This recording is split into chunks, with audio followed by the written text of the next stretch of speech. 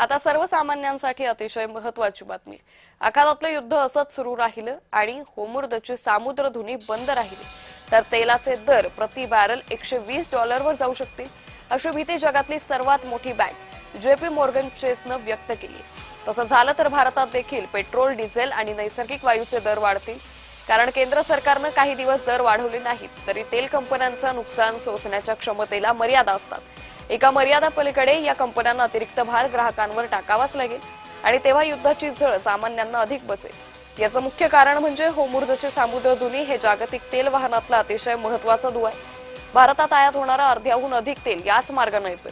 हा मार्ग 2 दिवसांपासून बंद आहे, त्यामुळे जगभरातील तेल व्यापार विस्कळीत झालाय। होर्मुझच्या सामुद्रधुनीबद्दल अधिक माहिती पाहूयात। जागतिक तेल व्यापारासाठी सर्वात महत्त्वाच्या मार्गापैकी एक।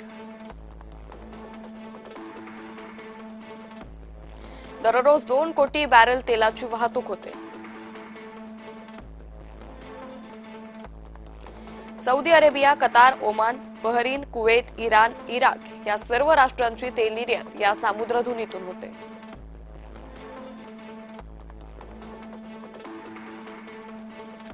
आखातामधून भारत, चीन, जपान, सिंगापूरला पुरवण्यात येणारं 80% तेल याच मार्गाने नेण्यात येतं।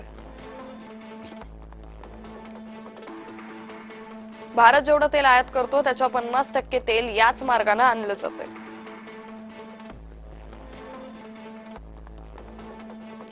भारतात आयात केला जाणारा 60% नैसर्गिक वायू होर्मुझच्या सामुद्रधुनीतून आणला जातो।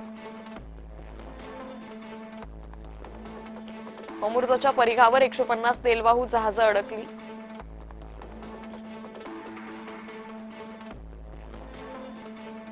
इथून जाणाऱ्या जहाजांचा विमा काढणार नाही, अनेक तेल विमा कंपन्यांचा इशारा आहे। ज्या कंपन्या विमा उतरवण्यास तयार त्यांनी 50% दर वाढवले।